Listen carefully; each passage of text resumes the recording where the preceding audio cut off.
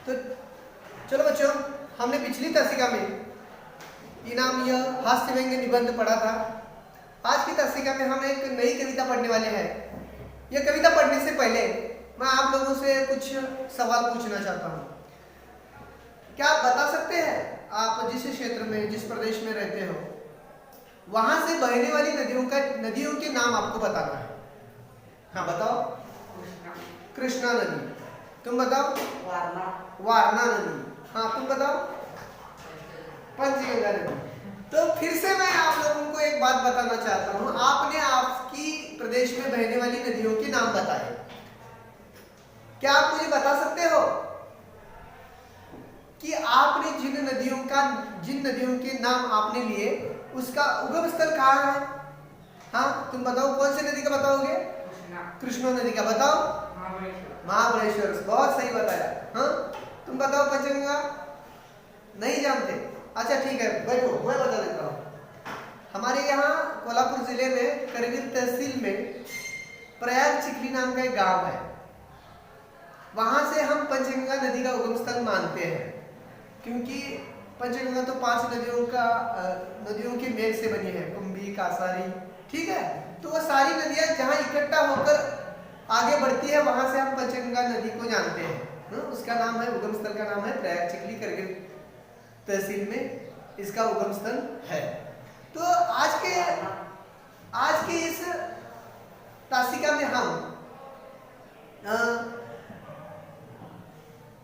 नदी के माध्यम से हम अपनी भारत देश की सभ्यता, संस्कृति के बारे में थोड़ी सी जानकारी हासिल करने वाले हैं। तो चले बच्चों, आप तो जानते हो नदी हमारे लिए कितना फायदेमंद है। नदी में जो पानी होता है, पानी ही तो हमारा जीवन है।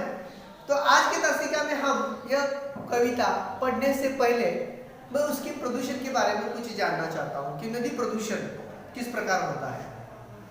हाँ बताओ। गलत होगा तभी चलेगा, मैं बता दूंगा। हाँ, फैक्ट्रियों का गंदा पानी उसमें छोड़ दिया जाता है। चलो एक ही बात पर चर्चा करते हैं। तुम बताओ, क्या बता सकते हो कि फैक्ट्री का जो खराब हुआ पानी होता है वो नदियों में छोड़ दिया जाता है। फैक्ट्री भी महत्वपूर्ण है उत्पाद के लिए, देश की प्रगति के लिए, लेकिन उसमें से जो निकलने वाला पानी है वो हमारी नदियों को प्रदूषित कर रहा है। तो क्या करना चाहिए? फैक्ट्री तो बंद नहीं कर सकते। अगर फैक्ट्री बंद हो गई तो नए उत्पाद कैसे होंगे? हमारी जरूरत की चीजें कहां से बनेगी? हाँ बताओ। अच्छा चला, गड्ढा खोदना है और उसमें पानी छोड़ना है। आप एक दिन छोड़ोगे, दूसरे दिन क्या करोगे? गड्ढा भर जाएगा।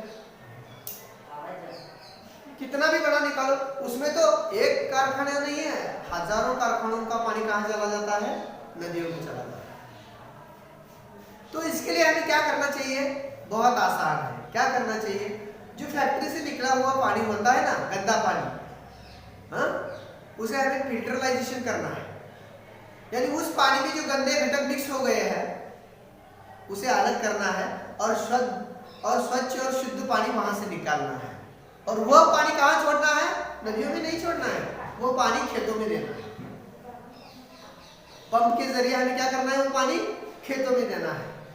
यहाँ 2-3 मुनाफे होंगे। कौन सा? पहला तो फैक्ट्री का गंदा पानी नदी में जाना बंद हो जाएगा। दूसरा, जो पानी फिल्टर होकर गंदा पानी फिल्टर होने के बाद अच्छा होगा, वो पानी कहाँ देना है? हमें खेतों में छोड़ना है। तो किसान का भी मुनाफा होगा ना। तो इस प्रकार हम जो गंदा पानी छोड़ते हैं उस पर हमने अपने तरीके से उसका हल निकाला, ठीक है। और एक बात बता देता हूँ, समझ लीजिए हमने प्लास्टिक का इस्तेमाल अब हमने बंद कर दिया है। पहले क्या होता था? हम सारा कूड़ा कचरा प्लास्टिक की पिशवियों में भर देते थे, बक्से में भरते थे ना, वो बक्सा लेकर हम फेंक देते थे। और प्लास्टिक तो आप जानते हो कि प्लास्टिक 100 साल तक जमीन के अंदर वही का वही पड़ा रहता है, वो गलता नहीं है, उसमें से खाद नहीं बनती है।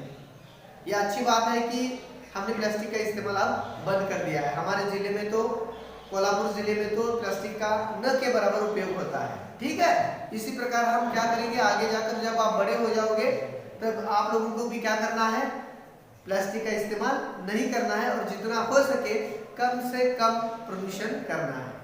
ठीक है, प्रदूषण नहीं करना है, लेकिन फिर भी जिन जरूरत की चीजें होती है वहां प्लास्टिक का इस्तेमाल होता है, उनका इस्तेमाल हमें न के बराबर करना है। तो बच्चों, आज की इस तासिका में हम नई कविता, यह विधा है, यह एक विधा है, उसका नाम है सिंधु का जल। यह कविता पढ़ने वाले हैं, सिंधु का जल। इसे लिखा है अशोक चक्रधर जी ने। ठीक है, यह एक नई विधा है। इसकी विधा कौन सी है? नई कविता। मैंने पहले ही बता दिया है। यह नई कविता जो विधा है, यह लिखी किसने है? अशोक चक्रधर जी स्वामी जी ने लिखी है। तो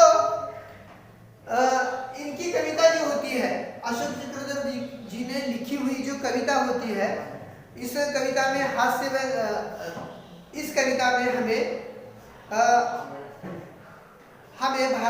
इस कविता के माध्यम से सभ्यता, संस्कृति, इंसानियत, सर्वधर्म समभाव आदि मानवीय गुणों के बारे में उन्होंने इस नई कविता में बताया है। संस्कृति, सभ्यता, इंसानियत और सर्वधर्म समभाव के बारे में उन्होंने इस कविता में हमें जानकारी दी है। इन गुणों के बारे में चर्चा हमें इस तासिका में करनी है। इसकी विधा कौन सी है? नई कविता। समझ में आ रही बात? लिखा किसने है? अशोक चक्रधर जी ने। इनका सिर्फ कविता यही साहित्य नहीं है, तो इन्होंने अपने जीवन में यह एक बहुमुख प्रतिभा की धनी है।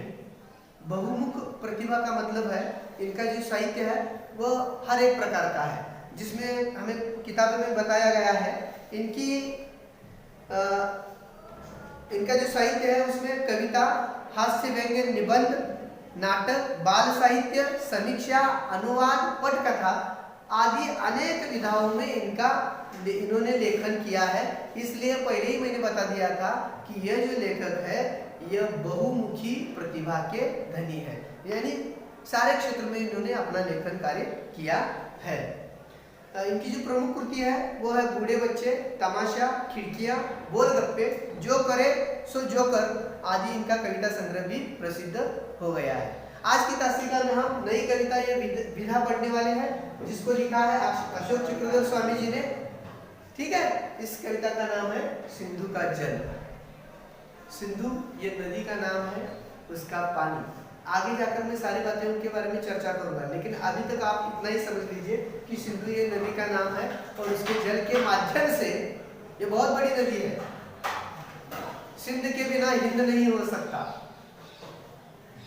सिंध के बिना हिंद नहीं हो सकता। इसी के नाम से ऊपर आधारित हमारे देश का नाम हिंदुस्तान भी पड़ गया है। ठीक है, तो चलो पढ़ने के लिए शुरुआत करते हैं। चलो उंगलियां रखो, पहली 4 पंक्तियां मैं पढ़ता हूं। सतत प्रवाहमान जीवन की पहचान। सतत प्रवाहमान जीवन की पहचान। सतत का मतलब है लगातार, प्रवाहमान का मतलब है गतिशील। सतत का लिखो, कठिन शब्द लिखता है, लगता है तो लिख कर लेना चाहिए। प्रवाहमान का मतलब है, प्रवाहमान लिखो, ये शब्द लिखो, इसका अर्थ लिख कर ले लो। प्रवाहमान का मतलब है गतिशील। सिंधु नदी हमें कहती है मैं निरंतर गतिमान हूं, जीवन की पहचान, इसका मतलब है और यही मेरे जीवन की पहचान है। प्रवाहमान का मतलब लिख लो, प्रवाहमान का मतलब है गतिशील। लिखो, प्रवाहमान का मतलब है गतिशील। लिख लिया? चलो आगे। सतत प्रवाहमान जीवन की पहचान। तो कवि कहता है मैं निरंतर गतिमान हूं और यही मेरे जीवन की पहचान है। पहली 2 पंक्तियों का अर्थ समझ में आ गया ना? फिर से एक बार बता देता हूं, कोई जल्दी नहीं है। नदी हमसे कहती है मैं निरंतर गतिमान हूँ, हमेशा बहती रहती हूँ और बहना यही मेरी जीवन की क्या है, पहचान है। आप मुझे किस लिए पहचानते हो? क्योंकि मैं गतिमान हूँ, प्रवाहमान हूँ। जिस नदी में पानी नहीं होता वो गतिमान हो सकती है? नहीं हो सकती। यानी उसकी जीवित की निशानी ही पानी है। ठीक है, आगे, मैं एक गीली हलचल हूं, मेरे स्वर में कलकल है। मैं जल हूं, मैं जल हूं। तो कवि हमें बताते हैं कि मेरे स्वर में कल कल की ध्वनि है। कल कल की ध्वनि है। कल यानी कि जो बीत गया है वह, कल यानी कि जो आने वाला है वह। हिंदी में कल दो अर्थों से इस्तेमाल किया जाता है, वो वाक्य पर आधारित होता है। मैं कल मुंबई गया था, इसका मतलब क्या है? हाँ, मैं कल मुंबई जाऊंगा। देखो, मैंने शब्द एक ही इस्तेमाल किया। कल का मतलब आपने एक बार क्या कहा, जो आज का दिन है, जो कल का दिन खत्म हो गया, उस जो खत्म हुआ दिन है उसे भी आपने कल कहा, और जो आने वाला है उसे भी आपने कल कहा। वाक्य पर आपने उसका अर्थ ले लिया।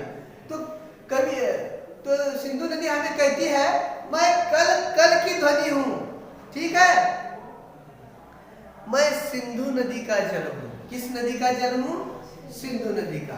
ठीक है, समझ में आ रही है ना बात? आगे चलो। सिंधु यानी धरती पर सभ्यताओं का आदि बिंदु। आदि यानी कि पहला। आदि यानी कि क्या? पहला। कठिन लगता है तो लिख लो, आदि यानी कि पहला। लिखना है तो लिखो। आदि का मतलब है पहला, सबसे पहला।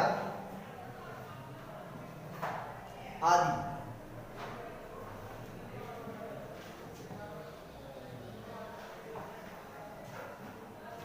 मेरे ही किनारे पर संस्कृतियों ने सांस ली, मेरे ही तटों पर इंसानियत के यज्ञ हुए। गति कभी मंद ना हुई मेरी, गति में चंचल, पर भावना में अचल हूं। मैं सिंधु नदी का पावन जल हूं, पावन जल। फिर से एक बार पढ़ूं। देखो, धरती पर सभ्यताओं का आदि बिंदु, यहां तक हमने पढ़ा था। मेरे ही किनारे पर संस्कृतियों ने सांस ली, मेरे ही तटों पर इंसानियत के यज्ञ हुए। गति कभी मंद ना हुई मेरी, गति में चंचल, गति में चंचल, एक जगह न रुकने वाली। चंचल यानी कि एक जगह पर न रुकने वाली, पर भावना में अचल हो। अचल यानी कि स्थिर। लिखो, कठिन शब्द अचल। लिख लो इसका। अचल यानी कि स्थिर।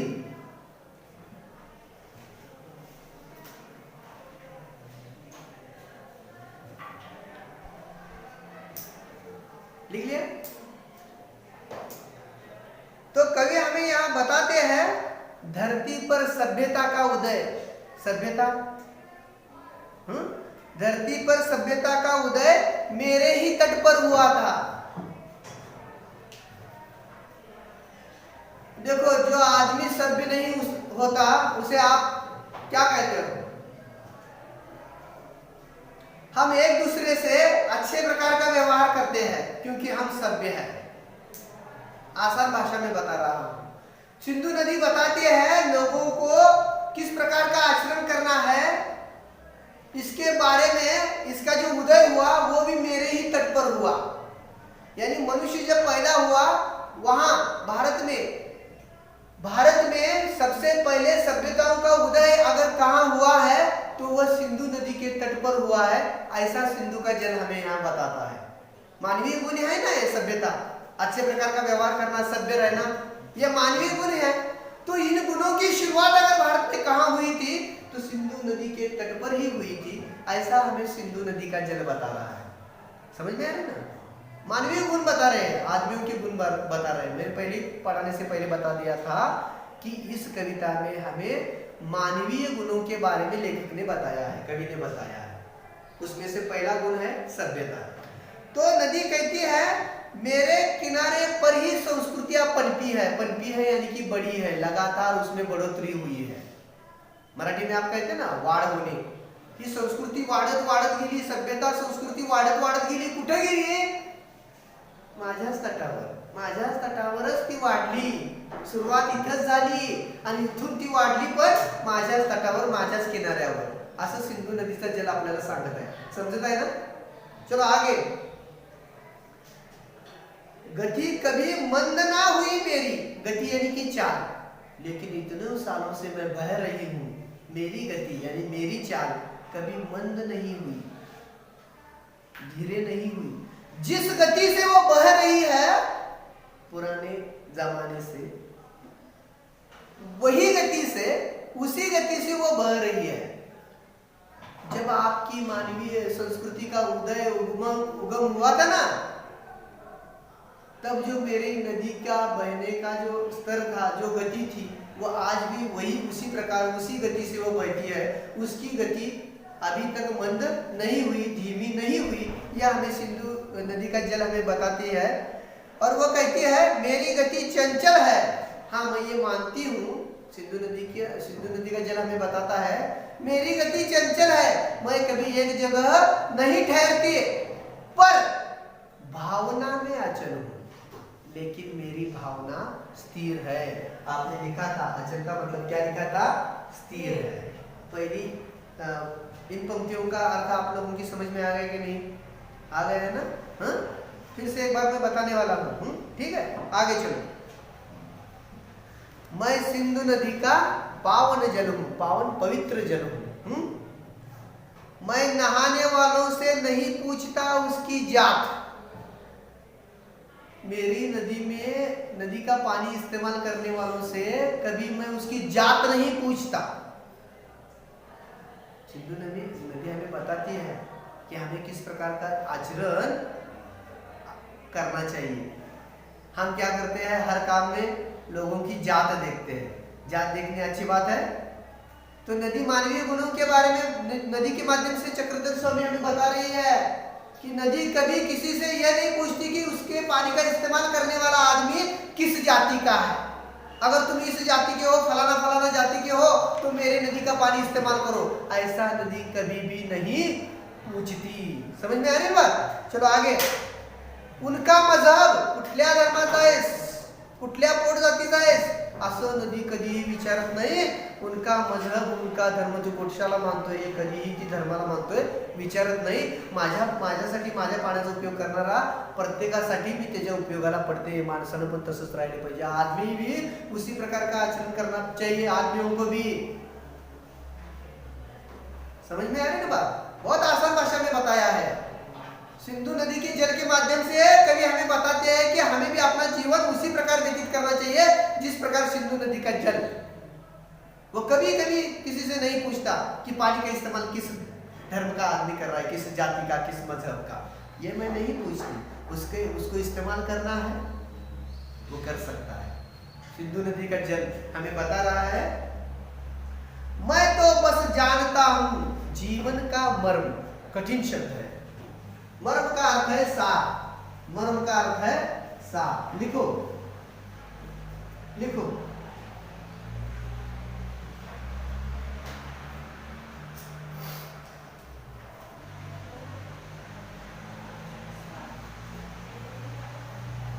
सिंधु नदी का जल कहता है मैं तो सिर्फ अपने जीवन के सार को जानता हूं. सिंधु नदी का जल क्या कहता है? मैं तो अपने जीवन के सार को जानता हूं. फिर से एक बात बता देता हूं कि सिंधु नदी का जो पवित्र जल है वह नहाने वालों से कभी भी यह नहीं पूछता कि तुम कौन से जाति के हो, कौन से धर्म के हो.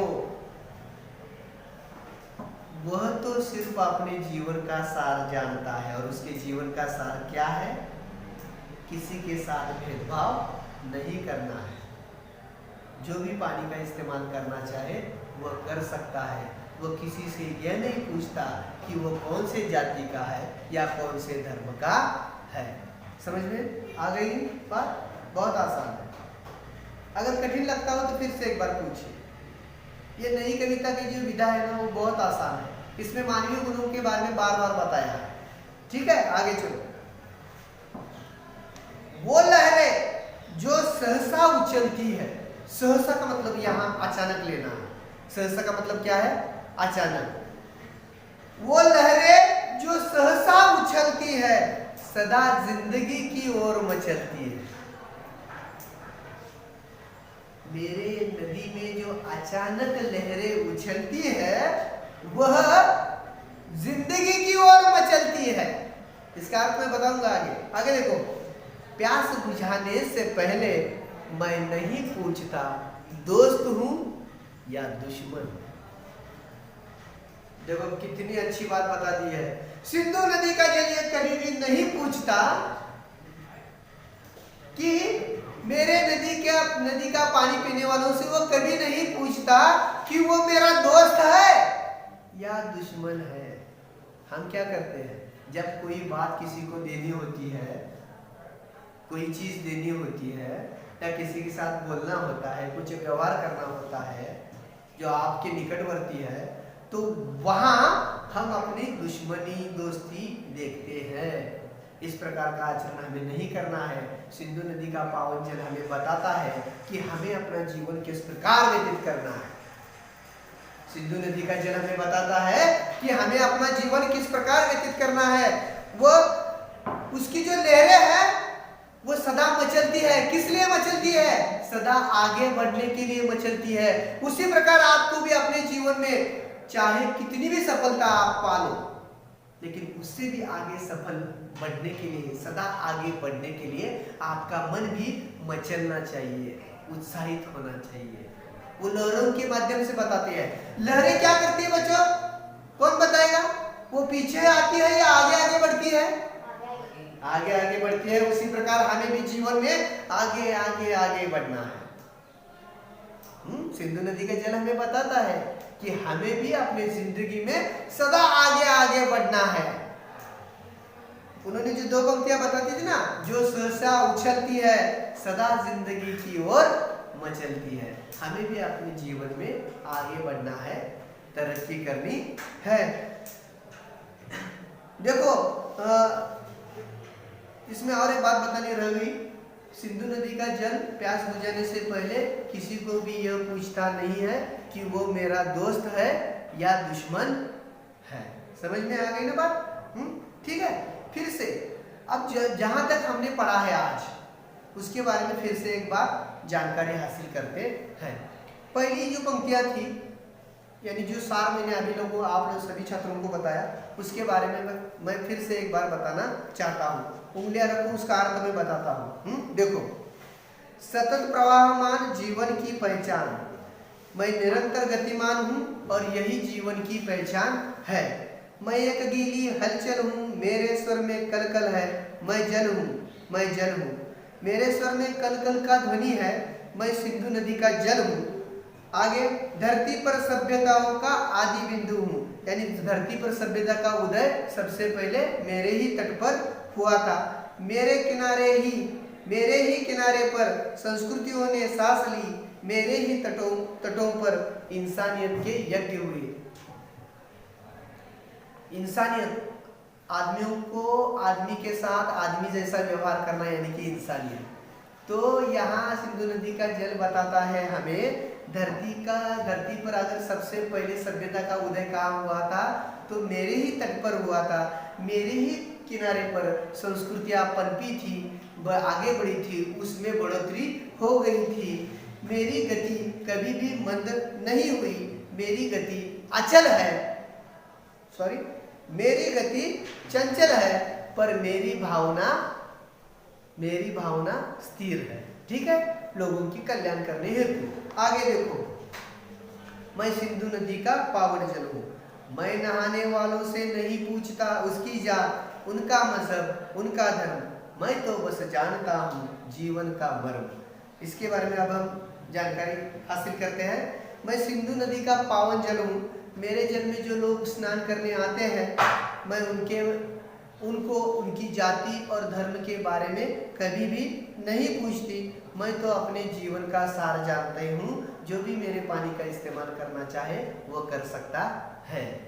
यानी हर प्रकार से वो सबकी मदद करनी चाहती है सिंधु नदी का जल, और उसमें ही जीवन है। जो सहसा उछलती है, सदा जिंदगी की ओर मचलती है, प्यास बुझाने से पहले मैं नहीं पूछता दोस्त है या दुश्मन। सिंधु नदी का जल हमें बताता है कि मेरे जल में प्यास बुझाने के लिए जो लोग आते हैं, मैं उनसे कभी उनके बारे में ये नहीं पूछती कि वो मेरा दोस्त है या दुश्मन है।